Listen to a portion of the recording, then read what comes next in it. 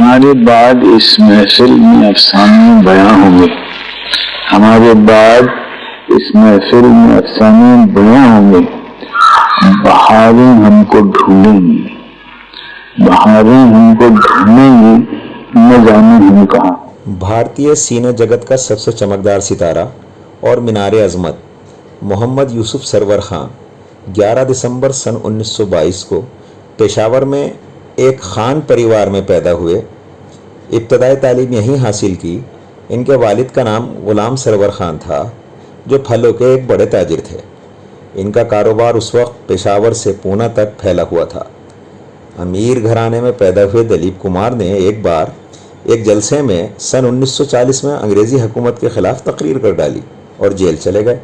इस वजह से इनके वालिद के साथ इख्तलाफात हो गए और यूसुफ खान ने अपना पुश्तैनी घर यानी पेशावर छोड़ दिया और वो पूना आ बसे। पूना में उन्होंने कैंटीन का कारोबार शुरू कर दिया। इसी जगह इनकी मुलाकात उस वक्त की मशहूर अदाकारा देविका रानी से हो गई। देविका रानी इस दौर में बेहतरीन अदाकारा के तौर पर जानी जाती थीं। जब उन्होंने यूसुफ खान साहब से मुलाकात की तो यूसुफ खान साहब की बेहतरीन उर्दू, अंग्रेज़ी में मजबूत पकड़ और समझ और यूसुफ खान का अंदाज़ गुफ्तगू इस कदर पसंद आया कि वो उनको अपने हमरा बॉम्बे ले आईं और उन्होंने सलाह दी कि आप फिल्मों की स्क्रिप्ट लिखें।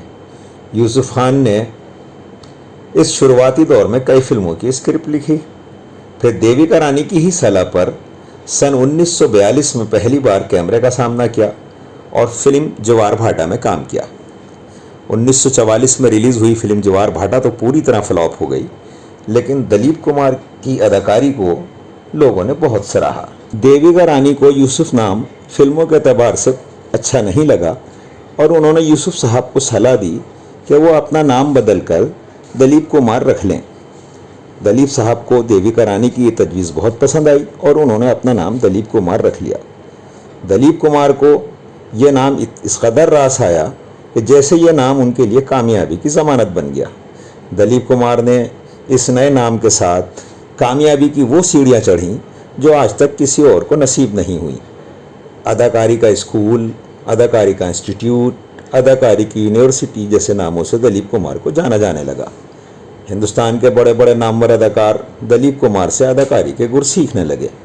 दलीप कुमार ने एक से बढ़कर एक कामयाब फिल्में दुनिया को दी, जिनमें आन, अंदाज, नया दौर, सगीना, बैराग, मधुमती, राम और श्याम, देवदास, कोहिनूर, लीडर, आज़ाद, क्रांति, मुग़ल आज़म, मज़दूर, मशाल, विधाता, धर्म अधिकारी, शक्ति जैसी फिल्में शामिल हैं। दलीप साहब की ऐसी ही कई फिल्में आज भी भारतीय फिल्म हिस्ट्री में मील का संग मील हैं। सैकड़ों बड़े नाम दलीप कुमार की अदाकारी की नकल करके बड़े सितारे बन गए, जिसमें मनोज कुमार, राजेंद्र कुमार, अमिताभ बच्चन, शाहरुख खान अहम नाम हैं। और ऐसा कोई भी अदाकार नहीं जिन्होंने दलीप कुमार की अदाकारी से फिल्मों में कुछ न कुछ सीखा न हो। दलीप कुमार की फिल्में देखकर ही लोग बड़े अदाकार बन गए। खुद धर्मिंदर साहब का कहना है कि मैंने अदाकारी दलीप कुमार से ही सीखी है। दलीप साहब के नाम 8 बार फिल्म फेयर अवार्ड, हिंदुस्तानी फिल्म जगत का सबसे बड़ा award Dada Sahib Phalke award, lifetime achievement best actor award, Padma Bhushan, Padma Vibhushan. और दलीप कुमार इकलौते ऐसे अदाकार हैं जिनके पास पाकिस्तान का सबसे बड़ा शहरी एजाज़ इम्तियाज़ निशान पाकिस्तान भी है। दलीप कुमार के चाहने वाले न सिर्फ हिंदुस्तान में बल्कि दुनिया के कोने कोने में मौजूद हैं। हिंदुस्तानी फिल्म इतिहास में दलीप साहब के नाम कई और ऐसे एजाज़ हैं जो किसी और को हासिल हो ही नहीं सकते। मिसाल के तौर पे सबसे पहली हिंदी रंगीन फिल्म दलीप कुमार साहब ने ही बनाई थी। फिल्म का नाम था आन। ये उस वक्त की अपने दौर की सबसे कामयाब तरीन फिल्मों में थी। दलीप कुमार साहब के साथ एक और इत्तफाक ये है कि हिंदुस्तान की पहली डबल रूल फिल्म राम और श्याम जो दलीप कुमार साहब ने बनाई थी, और दलीप कुमार का इस फिल्म में कॉमिक रोल था। इसके अलावा दलीप कुमार पहले ऐसे एक्टर हैं जिन्होंने हिंदी सिने जगत में 3 रूल वाली कामयाब तरीन फिल्म बनाई जिसका नाम था बैराग। ये शुरुआत हिंदुस्तान के फिल्म इतिहास में सबसे पहले दलीप साहब ने ही की थी और डबल रूल का फार्मूला दलीप साहब का इस कदर कामयाब हुआ कि इसके बाद हिंदुस्तान के कई डायरेक्टर्स ने इस प्लाट पर फिल्में बनाई और हमेशा कामयाब तरीन फिल्में रहीं, जिसमें सीता गीता, डाकू और जवान, चालबाज ये नुमाया फिल्में हैं। गोरा काला राजेंद्र कुमार की, ये ऐसी फिल्में हैं जो दलीप कुमार साहब के इसी फार्मूले पर बनी थी। मुगल आजम जिसने कामयाबी के सारे रिकॉर्ड तोड़ दिए, हिंदुस्तान की आज तक की सबसे ज़्यादा कमाई करने वाली दूसरी बड़ी फिल्म है, सबसे ज़्यादा दूसरी बड़ी फिल्म है। इस फिल्म ने ऐसे रिकॉर्ड कायम किए जो आज तक कोई और दूसरी फिल्म कर ही नहीं सकी। मुगल आजम के साथ सबसे दिलचस्प किस्सा यह है कि हिंदुस्तान में पहली बार फिल्मों की टिकट की ब्लैक शुरू हुई और जो तकरीबन अब से कुछ साल पहले तक कायम रही। मुगल आजम से पहले कभी किसी फिल्म की टिकट ब्लैक नहीं होती थी।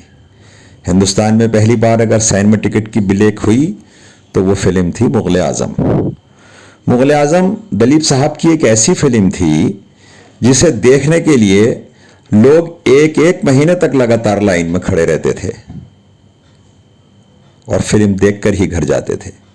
मुगल आजम की कामयाबी दलीप साहब की सबसे बड़ी कामयाबी के नाम में जानी जाती है। दलीप साहब इकलौते ऐसे एक्टर हैं जिनके नाम दुनिया भर के सबसे ज़्यादा अवार्ड हैं और सबसे ज़्यादा अवार्ड हासिल करने के लिए दलीप साहब का नाम Guinness book of world record में भी दर्ज है और ये एजाज़ आज तक हिंदुस्तान के किसी और अदाकार को हासिल ही नहीं हुआ। दलीप कुमार साहब दुनिया के एक ऐसे इकलौते एक्टर हैं जिनकी फिल्में दुनिया भर के दीगर एक्टर्स सिर्फ इसलिए देखते हैं कि उनकी अदाकारी से उन्हें कुछ सीखने को मिलेगा। पाकिस्तान में दलीप कुमार कहे जाने वाले पाकिस्तान के सबसे मशहूर अदाकार मोहम्मद अली भी दलीप साहब को अपना उस्ताद मानते हैं। दलीप साहब कामयाबी का वो नाम, वो चेहरा, वो सितारा जिन्होंने शोर आफाक की बुलंदी पर अपना नाम दर्ज किया और ये एजाज़ आज तक किसी और को हासिल ही नहीं हो सका। मैं ज़ाती तौर पे ख़ुद एक बार दलीप साहब से एक मुशायरे में मिला था, तब उन्होंने एक शेर पढ़ा था, कौन कहता है मौत आएगी और मैं मर जाऊंगा, शफ़क़ हूँ मैं तो दरिया में उतर जाऊंगा। और आज ये सूरज दरिया में ग़ुरूब हो गया। अगर कोई आज ये कहे कि दलीप साहब मर गए हैं तो मैं ये बात नहीं मान सकता कि दलीप साहब मर गए। दलीप साहब अपनी अदाकारी से, अपनी खुश अखलाक़ी से, अपनी समाजी खिदमात से और कौम व मिल्लत के लिए जो हमदर्दी उनके दिल में थी, उस जज्बे से हमेशा हमेशा रहती दुनिया तक हमारे दिलों में, हमारे जज्बात में कायम व दायम रहेंगे, ज़िंदा रहेंगे। अल्लाह ताला उनकी मग़फ़िरत फरमाए, आमीन।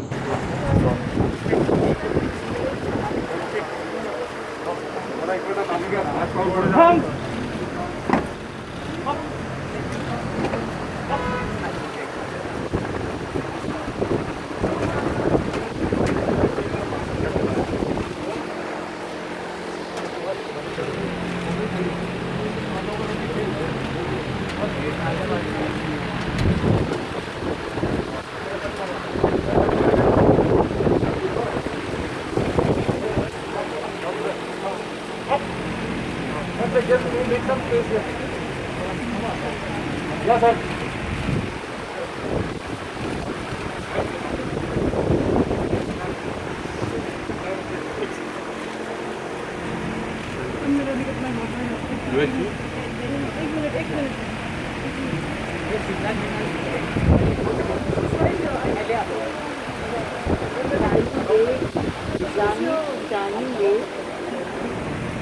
Let's see.